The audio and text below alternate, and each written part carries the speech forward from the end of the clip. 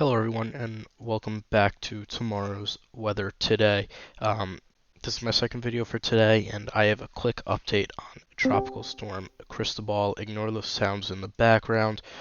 That is Discord. I apologize. Cristobal right now 50-mile-per-hour winds with a central pressure of 994 moving north at 12 miles per hour. Looking at the current tropical storm force wind speed probability is getting up there for uh, all of Louisiana and especially in the New Orleans area. And 50-knot winds, it's about a 20 to 30% chance for southeastern Louisiana. Looking at the rainfall potential, highest rainfall of 6 to 10 inches, but we can see that rainfall from Cristobal is affecting much of the state of Florida, even though it is tracking well far, well to the west of Florida. Widespread 2 to 4 inches possible in Florida, with the heaviest rain in Mississippi on the eastern side. Yes, on the eastern side of the landfalling point will be the heaviest rain. Some rain could fall on the western side too, but not as much, but still enough rain to cause some flash flooding. Flash flooding potential, moderate risk, a 20% chance for Mississippi, and a large area of slight risk for Florida and all the way up to Missouri. Looking at the track, we can see the 3-day forecast that we have tropical storm warnings all the way out to Florida and as only to central Louisiana as this moves northward, and then take that little bend off to the left that we were talking about the past few days. Large wind field with this. It's mostly on the eastern side, as we were talking about. We will see that on satellite. Going over to Storm Prediction Center, we do have a slight risk down in Florida and a marginal risk for most of the Gulf states for the severe weather chance for tornadoes and maybe some damaging wind, a 5% chance in Florida for today and for tomorrow, when we do expect landfall to occur in the next 30 to 36 hours. A 5% tornado risk for Louisiana and Mississippi, 2% for the surrounding areas, and some wind threat as well.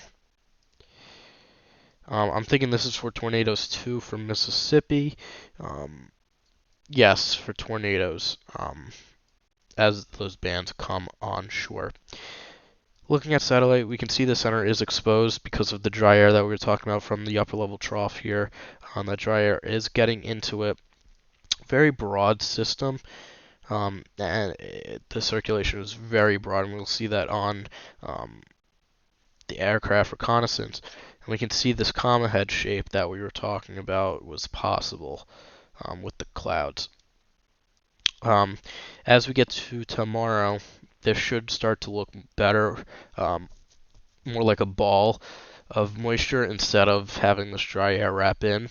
So that probably will happen tomorrow, and we can see that on the GFS. But looking at aircraft reconnaissance, you can see there was a plane in there this morning. We can see all the max winds are far from the center, and that's showing the broadness. Usually you would want the max winds close to the center, but they are far from the center, and you can see that evident up here and down here. Pressure holding steady, 993 to 995 millibars at most. And looking at the GFS forecast, if we go to the relative humidity, we can see that this area of drier air is moving in. And then you can see this bubble of moisture wrapping around and then moving into Louisiana. It looks like this turn is happening onshore now instead of it making a turn while it's still over water, but nonetheless it is still making that turn and then moving upwards.